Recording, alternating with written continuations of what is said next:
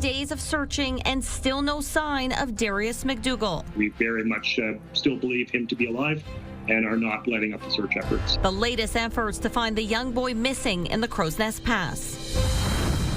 Plus, the province reaches a tentative deal with teachers. I have my uncertainties about whether this will be ratified or not. Will a strike be avoided with a vote this weekend? And tangled up together. Students weave Indigenous connections with a giant human spiderweb. CTV Calgary, local breaking news with Terry Fikowski. Good evening and thank you for joining us. It has been more than 3 days since 5-year-old Darius Macdougall went missing in the wilderness in the Crowsnest Pass. The young boy was out for a hike with his siblings when he became separated Sunday morning. And as Carson Marsuk reports, despite tough terrain and long days, search crews are still hopeful they'll find the young boy alive. The Crowsnest Lake Bible Camp has reopened to provide accommodations for crews trying to find 5-year-old Darius Macdougall. RCMP is confirming that the search for Darius is still continuing in full force, with every responding unit working together in their fullest capacity. Darius was walking with 6 siblings on a remote mountain road near Island Lake Campground around 11:30 Sunday morning. He somehow became separated from the other children. Macdougall has autism, and police say that may prevent him from responding to anyone calling his name. During day 4 of the search, dozens of people are combing through dense brush and steep terrain. They analyzed and dismissed what they thought could have been the missing boy's blood. An underwater search also came up empty. Current search radius is at 3 kilometers and is gradually being pushed out to 6.6 kilometers. Overnight last night, search teams continued ground searches, supported by 1 RCMP helicopter, 2 search and rescue dogs from the Canadian Search Dog Association. Well, searchers focus on an area about 2 kilometers off of Highway 3 near the Alberta-BC boundary. The Salvation Army has been brought in to provide meals. We're invested in our community. We're happy to help. And so when opportunities come along like this, when there is an emergency or disaster that's happening, it's kind of part of our mandate to come along and support our community members. Despite some chilly nights and long days, officials remain optimistic that Darius will be found alive. Based on consultation with a couple leading Alberta physicians on wilderness medicine, we are still we are working on the assumption that Darius is very much alive, and everyone is working on to a tempo to reflect that. We very much still believe him to be alive and are not letting up the search efforts as a result of that. They say it's too soon to call this a recovery operation. Carson Marsuk, CTV News, Crowsnest Pass. Some cautious optimism for students and families across Alberta. The government and the teachers union have reached a tentative agreement on a new contract as a strike deadline looms. The Alberta Teachers Association and Finance Minister announced a proposed deal this morning, but aren't sharing many details about it. But a copy obtained by the Canadian Press shows it varies little from the government's standing offer, including the same salary increase of 12% over 4 years and the hiring of 3,000 teachers over 3 years. One change is the province will cover COVID-19 vaccines for teachers, with most Albertans having to pay out of pocket this year. But in May, a similar proposal was rejected, and an expert on labor relations is doubtful this vote will be much different.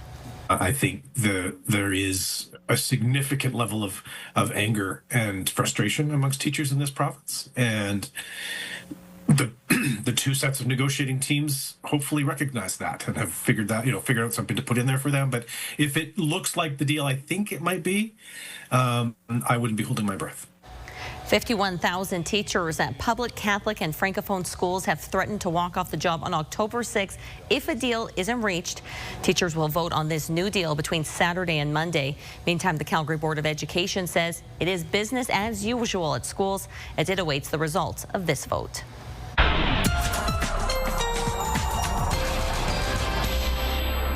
Well, Danielle is live on location tonight. Danielle, tell us what you're up to, but also a cooler day today, warmer tomorrow? Yeah, did you feel that? You felt that chill out there today. This is that roller coaster ride of fall. Fall's that nice little transitional season, so you can expect these ups and downs, absolutely. Yesterday's high was 27. Today, we didn't even get into the 20s. For tomorrow, we will get into the 20s, the mid-20s, in fact, and it will come with a whole lot of sunshine as well. A mainly sunny day. I think the key thing to note, though, for tomorrow, that even though the afternoon will be warm, in the morning hours, it will still be a chilly one because we're dropping into those single digits overnight. So at 8 o'clock in the morning, when off to work, off to school, just 7 degrees. So you will need some layers again for tomorrow. Thanks, Danielle. A mother and child from Hannah are being remembered tonight after a fiery crash east of our city claimed their lives. The crash a week ago on Highway 9 also injured 2 of her other children who are now recovering. It's a stretch of road that is prominent for fatal collisions, and the province is planning to make it safer. Tyson Fedor has this story. They were less than 2 hours from home. 36-year-old Amanda Coleman and her 3 kids were traveling north last Wednesday on Highway 9. Their vehicle then struck a semi-truck at Highway 566 and burst into flames. Amanda and 2-year-old Brooklyn were killed. 10-year-old Caden and 6-year-old Declan survived. Caden crawled through the back seat with a broken arm and broken fingers and got helped get Declan out of the truck. So he's really a hero, and I know he doesn't feel like it right now, but he really is. The family was driving back home to Hannah from a trip to BC. I'm just really lucky to have got to know Amanda and Brooklyn so well, and to have got to spend so much time with her, because she was really just an absolute joy. Coleman worked 2 jobs to provide for her kids, and her friend Kaylee Elliott would help babysit. She's a single mom and works really hard, and so she went back to work when Brooklyn was 4 months old. But a short stretch of Highway 9 has seen plenty of fatalities. In August, a 28-year-old bicycle man was killed at the Highway 564 intersection after colliding with a semi-truck. In July, a person died near Irricana, while in June, a 25-year-old also died near Bicycle. We know that most of our fatalities are caused by usually the same thing: excessive speed, distracted driving, and impaired driving, and so forth. But the intersection of Highways 9 and 564, just 6.5 kilometers south of where Coleman and her daughter died, has been particularly troublesome. 4 people were killed there last year in one crash. The RCMP, we know on average we will attend about 250 fatal collisions on Alberta highways. The province says it has identified a roundabout for the intersection. Transportation Minister Devin Dreeshen says the province is hiring an engineering consultant to move the project forward, and it will be part of capital planning for budget 2026. We look at one thing on Highway 9, we're not going to find it. Tyson Fedor, CTV News, Rocky View County. A link to the GoFundMe can be found on our website. More than $11,000 has been raised so far. Calgary police are trying to find a woman after a cyclist died after running into a barrier that was moved into a bike lane in East Village. It happened last Thursday around 10:45 in the morning along the busy river pathway. The man was riding an e-bike under Reconciliation Bridge when he collided with a barrier. The 80-year-old was rushed to hospital but died of his injuries the next day. Police say the barriers can be swung onto the pathways when the river levels get too high, but believe someone moved it. Security cameras caught a woman near the barrier just minutes before. She has long dark hair tied into a ponytail with a white ribbon and was wearing a shirt with Peace for All on it. Anyone who may recognize the woman or have any information on this case is asked to contact police or Crime Stoppers. A woman who was badly injured after tripping on an uneven sidewalk says she's been denied medical compensation from the city of Calgary. 62-year-old Ingrid Norman fell over an elevated crack while walking Chaparral Valley last month. Norman says her glasses lacerated her eye. She had leg and arm injuries and was knocked unconscious. Quotes for treatment and to replace her glasses total about $1,400. But a representative from Calgary's legal department argues city crews weren't previously aware of the crack, so there is no negligence. That means Norman, who is low income, has been denied financial help. I'm still in need. There's no programs. There's no opportunity for physiotherapy. There's like nothing. And I don't have the funds to provide for my glasses. I can barely afford groceries. The crack has since been repaired. A bridge over the Bow River now bears the name of a Canadian soldier who died in Afghanistan. Corporal Nathan Hornberg was killed in combat on this day in 2007. The 24-year-old was a reservist with the King's Own Calgary's regiment. This morning, the bridge on Stony Trail Northwest, crossing the Bow, was formally named after him. Naming this bridge after Corporal Nathan Hornberg not only recognizes his sacrifice, but the sacrifice of all 158 Canadians who died in Afghanistan, and thousands more who were wounded or forever changed by their experiences. Several members of Hornberg's family were on hand for today's unveiling. An event shedding light on intimate partner violence tonight paid tribute to a young woman recently killed here in Calgary. And Violence Everywhere held its Purple Rains event at Dean's House tonight. It brings together community leaders, advocates, and allies to stand against violence against women and support survivors and their families. Tonight, it honored Madison Cobb, the 23-year-old who was shot to death in a Haysboro parkade on July 19th. Her ex-boyfriend, Devin Malik, is charged in her death, and at the time of the shooting was under a court order to have no contact with her.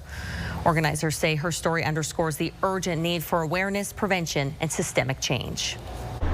And she should be here. For the laws of this country that allowed her ex-boyfriend, her abuser, to be out of jail, out on bail, with a simple restraining order, which is, a useless piece of paper, she is dead. Cobb's parents were also in attendance tonight. Malik is charged with first-degree murder and remains in custody. The clock is ticking on a hub in the Beltline used by 65 community agencies. Save the old Y! Save the old Y! Members of the Save the Old Y coalition gathered outside the Arusha Center along 12th Avenue Southwest. The center houses cultural, climate, arts, sexuality, and other advocacy groups. Now, groups must leave by September 30th. The city had a lease with the nonprofit Community Wise Resources Center, which has now left the building. Last week, the city called for expressions of interest for a tenant who can work with the city to preserve the heritage building and maintain a space, in their words, for community to thrive.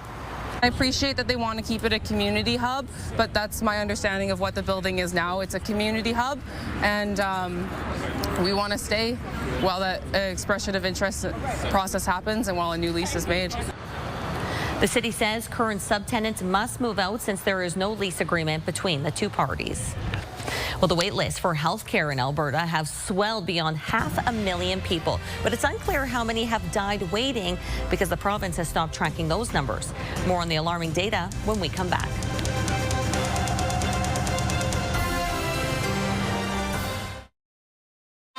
You're watching CTV News, Calgary. A new study says more Albertans are waiting for important health care services even after the pressure of the pandemic has eased. While wait times for surgery, scans, and specialists is well documented, this study says more and more people are waiting for these appointments. Stephanie Thomas reports. Mary Jane Faubert could hardly walk. Multiple doctors told her she needed a knee replacement, but to book at an Edmonton hospital was going to take over a year.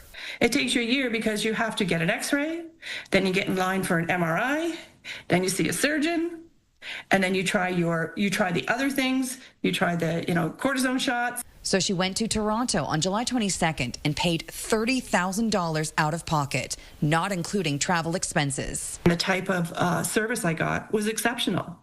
But shouldn't all healthcare be exceptional, no matter if you pay for it?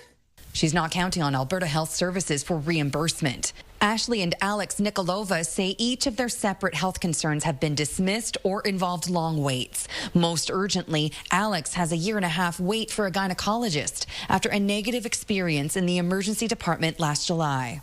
That's insane, because by that time the problem could, increase into a larger concern or worse symptoms. We left feeling defeated, and I was so worried about my wife because at that point she was still bleeding profusely.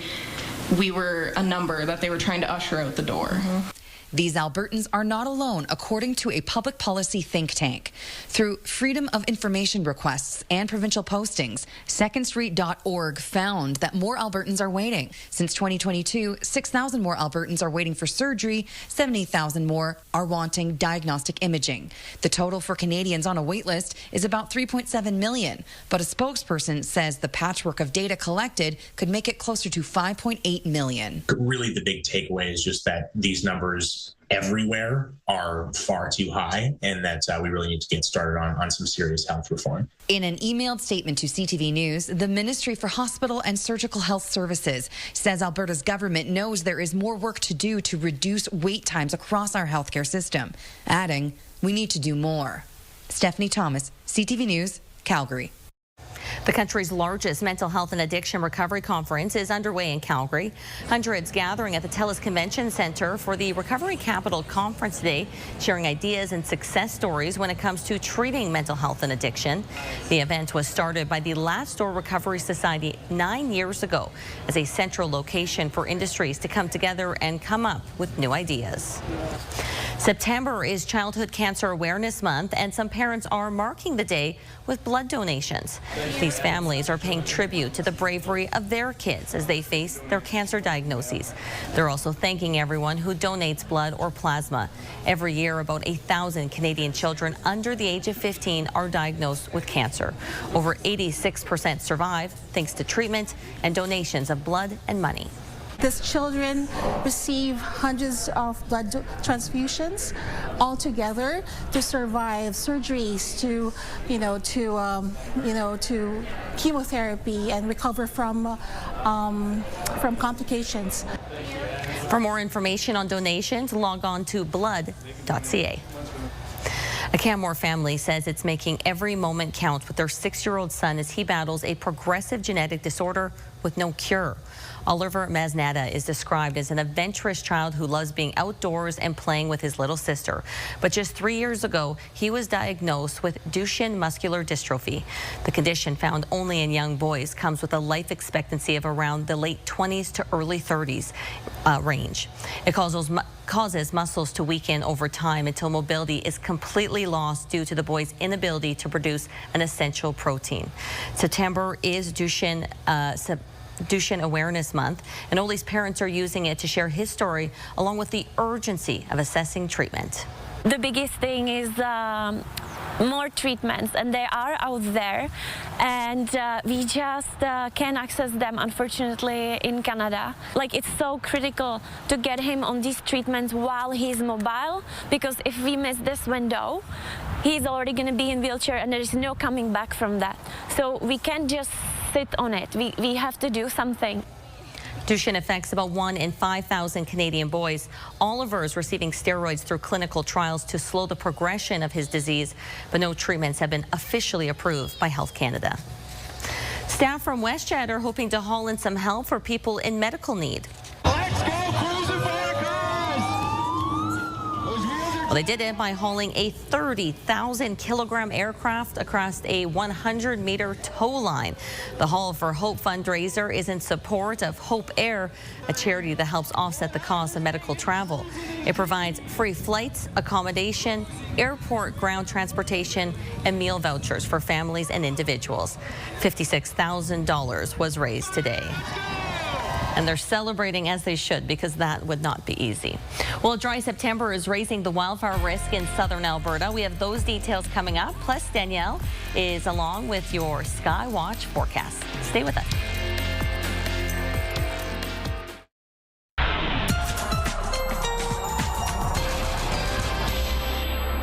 Well, daytime highs have certainly been on a bit of a roller coaster. Yesterday's high was 27. Today's high 19 in the city. We're going to go up again tomorrow. This is typical for fall, a transitional season here. So there you go. 19 was the high in Calgary, but check out Regina. They got to 31 today. Toronto got to 22, Montreal as well, and Halifax 18. If you look west of us, they were looking at a high of 19, just like we got. Okay, radar and satellite. You can can see that cloud cover that was headed towards us today. That's right along the jet stream. The jet stream, though, is going to bounce back up for tomorrow. So we'll be under another ridge of high pressure. This is a look at tomorrow. So this means a whole lot of sunshine for southern Alberta for the day, and temperatures will be able to climb. Now today, we had gusty winds at times out of the north, so that's a cooler wind and that knocked the temperatures down. But for tomorrow, the winds will shift and will be predominantly out of the west and the southwest for communities in southern Alberta. As we fast forward though to Friday, the jet stream will bounce back down again. Again, it's this roller coaster ride, this little back and forth here as we now are in fall. And we have cloud cover arriving for Friday, especially in the morning, and especially in the morning we have the chance of showers in the city. Up the QE2, off to the west, snow for the mountaintops, and then also you're looking at east of the QE2, the chance of showers as well, especially in the morning, and then that starts to clear out in the afternoon on Friday. Outside of that, it's stable really for the rest of this week, so that's really the only active weather that we can talk about at this point. Looking at that longer range forecast, 25 degrees for tomorrow with nothing but sun. Friday, clouds will creep in, small chance of showers in the morning especially. 19 degrees is our high. So for Friday and the weekend, you're looking at daytime highs around that 20-degree mark. For Saturday and Sunday, just a mix of sun and cloud. Thanks, Danielle. The risk of wildfire is on the rise in Alberta amid the hot weather so far this September. The province increased the wildfire danger in the Calgary forest area to very high today. Warm, dry and gusty conditions are contributing to the elevated risk, along with a lack of rain in the forecast. Fire advisories and restrictions are in place for portions of the forest area as well, which are updated at albertafirebans.ca. Well, an impressive display of teamwork at Mount Royal University today. Take a look at the human spider web and we'll find out what it teaches students about Indigenous culture when we come back. Well, the Flames were on the road facing the Canucks in Abbotsford tonight. Some changes back home at the Scotiabank Saddle Dome. Great Western is out and Molson Coors products are in, with Flames ownership announcing a new beer partnership. Molson Canadian is now the official beer of the Flames, replacing Original 16. Dutton's Canadian Lounge is being renamed as well to Molson's Hockey House at Dutton's. Well, giant spider web could be seen on Mount Royal campus today, made up of students. Between 500 and 600 students and staff took part in the third annual Giant Human Spider Web on the soccer fields. The event stems from a story from Elder Roy Bear's Chief's late older brother about the spider web and its interconnectedness with society. A web is strong and woven together with silk strands. By taking its physical form, it's meant to teach students to respond to vibrations, much like when something lands in a spider's web. A Blackfoot story of creation, of how the creator, after making the world, had the spider web gifted to the people so that the vibrations, the interconnectivity allows people to help and support each other. And as we're doing this as part of Mount Royal's journey to indigenization, as we approach the National Day for Truth and Reconciliation, it's a chance for people to get out, to learn, to listen. Students also wore orange shirts in honor of the upcoming National Day for Truth and Reconciliation, which of course is on Tuesday, so mark your calendar. But definitely a lot of teamwork there. Love to see it. And thank you so much for joining us tonight.